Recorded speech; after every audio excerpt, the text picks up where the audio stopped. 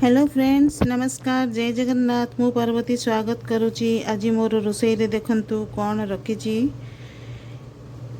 आज मु करने जाऊँगी फूल कोबी सहित चना डाली तरकारी ये देखो मो पाखे फूल कोबी माने एटा गोटे थिला मुझे अधा टे अलग तरकारी करी आई खंडे अच्छी एटा को देकी मुझे चना डाली बतुरे रखी 2 घंटा पूर्वर देखंतु 2 घंटा पूर्वर चना डालीटा बतुरे रखी ता सहित देकी मु करी किंतु आज कौन करी कि फूल कोबी आ चना डाली को तरकारी करी सत किंतु एथिरे मु पियाज रसुण पकेइबिनी कहीं आज रविवार मो झीर खुदरुकुणी ओषा सी तो पियाज रसुण खाइबनी तो से कि एटा को मु बिना पियाज रसुण रे आज रांधिबी आपन को तो बिना पियाज रसुण रे काबिल चना तरकारी रो वीडियो मु देइथिली आपन को जन्माष्टमी रे आपण माने बहुत लाइक भी करिसंती पसंद भी करिसंती सेही शैलीटा समस्त को भल लगी से ही शैली आज मुझे फूल को भी चना डाली को रांधिबी माने उषा बार व्रत रे आपन तो खाली चना तरकारी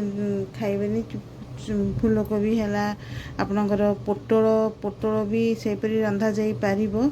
हाँ तार आउ टिके अलग प्रोसेस अच्छी पोटल जदि आम करवा पूजा पर्व रे खाया पई जो मैंने उषा बार करी से तो पुणी किसी खाइबे ना आजिकल उपास यदि पूरा माने एमती काष्टा उपास आउ कहीं रही पारु नाहंती विभिन्न प्रकार पेट रोग है तेणुक आम निष्ठार सहित करवा पूजा पाठ सरला परे जमती आम टिके आत्मा शांति करी खाईकी रेस्ट नवा से सही शैलीटा किपरि कौन रांधिबा सब तो आउ खाइबा किंतु पियाज रसुण को छाड़िकी कारण उषा बार कर माने पियाज रसुणटा खाइबानी पियाज रसुण बिना कौन खाइबा नहीं बहुत प्रकार अच्छी करहब खाइबी हम आज से मु आज गोटे बनाऊँगी देखो चना डाली सहित फूल कोबीर तरकारी है देखो मु फूल कोबी एटा गोटे बड़ फूल कोबीटे थिला मु अधा थरे रांधि अधाटा आज करी 2टा आलू नहीं जाइए आ चना डाली तो मुझे देखली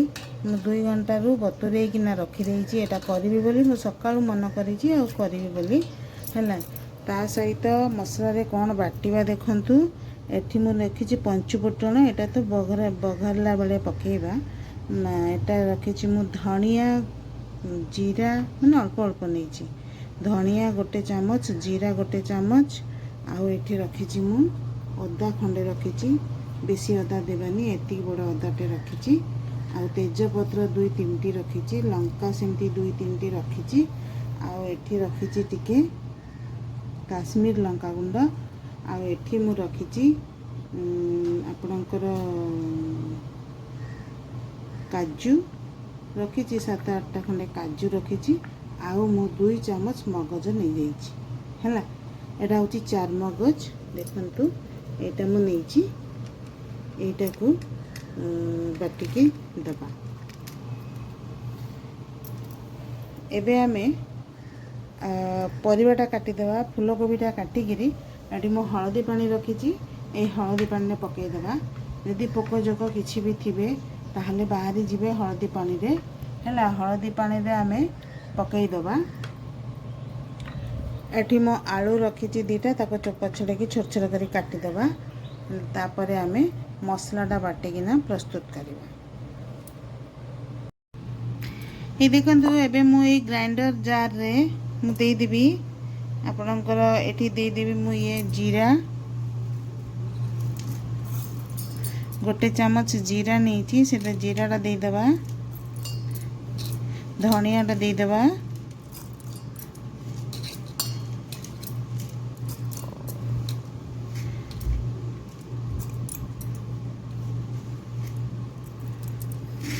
काजूटा दे देबा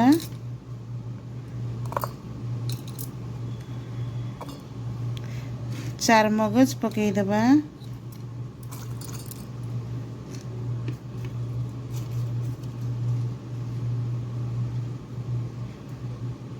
मु गुड़ाक प्लेट रे सजैकी रखुची आपण मानक देखाई तापरे ना एटा उठेकी पकेटा टिके टाइम लगे माने डब्बारे जो डब्बारे मोर अच्छी सब सामग्री से डायरेक्ट देखी देगी चामच रे काढ़ी हम सुविधा सेटा नुई कि हाँ ये 4 मगज पकईदेली लंका दे दूची मु 3टा देवी बेसी देविनी राग हो है आउ एटी तेजपत्र 3-4टा तेजपत्र पकईदेली आउ अदा खंडे एमे आमे याको एबे पानी टिके देकी बाटी दबा। एठी देखंतु मु एटा काटी देइची जो परिबा फूलकोबी आउ आलू। आग आमे प्रथमे एटा तो मु बाटी देबी, एटा को मु काटी देइची हल्दी पानी पकईदेली।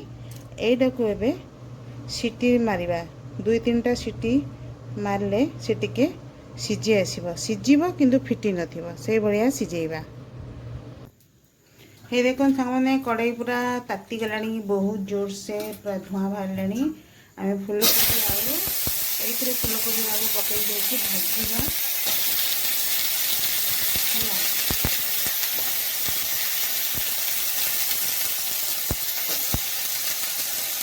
लुण टिके पकईके भाजीबा, से टिके मौड़ी गली ताको काढ़ी रखिबा। तापरे आमे मसला कसिकिना तरकारीटे करिबा।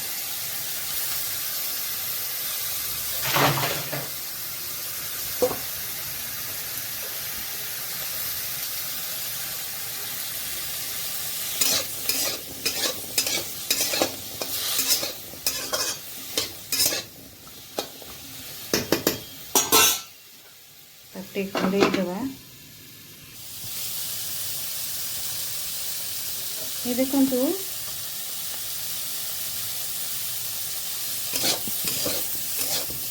फूलकोबी आउ आलूटा हमर भाजी गला। एबे आमे एटा को बाहर कर दबा। एइथिरे आमे एबे कड़ाई रे तेल पकईबा, पंचफुटन पकईकी मसला देइकिना कसिबा।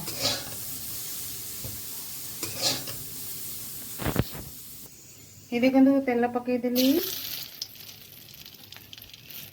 एबे एथिरे लंका पकई देली, पंचफुटन पकई देली। ए जो मसलाटा बाटिकिना रखिथिली एइटा को हम ढालिबा।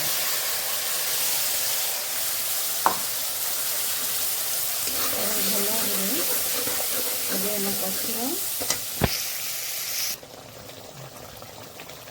ये देखो मसला पकई देइची, मसलाटा एबे फुटुची। सेतिरे आमे जेतिकी आवश्यक अनुसार लुणटा पकईबा, कारण फूलकोबी आलू रे लुण देके भाजीची, चना रे लुण दे सिझेइची। एबे टिके लुण एइथिरे दबा, बेसी दबानी लुणी ही जिवो। आउ टिके हळदी दे दबा। ए देखंतु काश्मीर लंका गुंड दे देबा टिके कलर पाई, बेसी दबानी बेसी कलर हो जिवो। एठी मु रखितिली गरम मसला गुंड टिके पकई दबा। हे गला। एबे हमें आकु पूरा भल भाबरे कसिबा जेंति मसलाटा तेलरु छाड़िबो।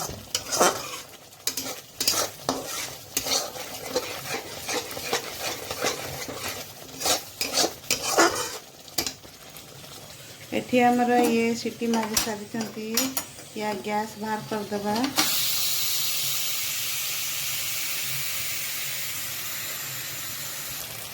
ये देखंतु तेल छाड़ी गलानी। एबे एई परिबा जो आलू आउ कोबीटा भाजी के रखिले एइथिरे पकेइबा।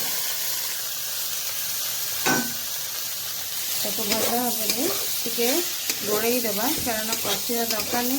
फूलकोबी आउ तो भाजी आउ मसला भी तो कसिले आउ किसी दरकार नहीं। ताको टिके तल उपर एमती कर गोड़ेई दबा।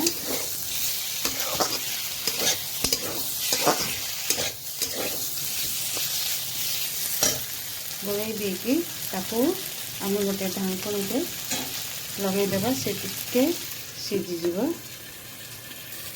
ये देखंतु टिके कसी गलानी। आमे एबे ए मसला जार ताको धोईकरी दे देबा।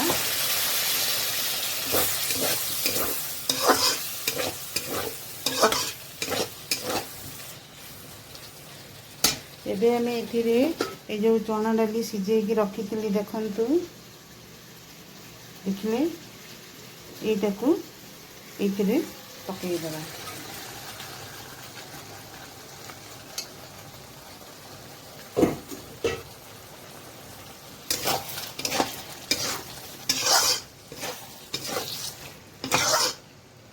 टिके पानी दे दबा। ये देखंतु हे गेलेनी एबे आउ टिके पानी दे दबा हैला।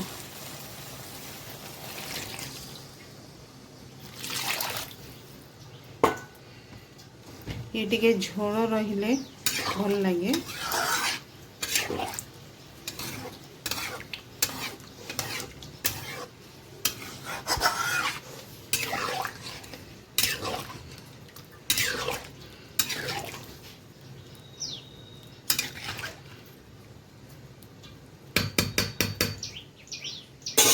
एबे घोड़े दबा।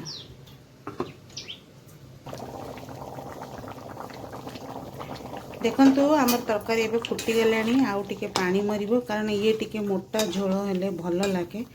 एई भलिया रांधिकी आपण माने अरुआ भात हो, रुटी हो, पूरी हो, परोटा हो संगरे खाइबे। उषा बार व्रतरे एई परी रांधिकी खांतु। खाली चना डाली आलू को भी एमती मसला देकी भी आपण करि परिबे। परिबा जदी किछि न थाए भी किछि कथा नाही हैला। हेले देखंतु मोर एबे तरकारी पर रेडी हे गेलेनी। एई परिका रांधंतु जेमती मु बतेइली। फूलकोबी आलू चना डाली के उषा पर्व रे किपरि करी खाइबे। आज मु बिना प्याज रसुन रे तैयारी करिछि। आपण मानकु देखेइली शैली आ किपरि लागिला मते टिके मो कमेंट बॉक्स रे जणैबे। मो चैनल को टिके लाइक करंतु, सब्सक्राइब करंतु आ मते कमेंट बॉक्स रे कमेंट करंतु। रहिली नमस्कार। जय जगन्नाथ।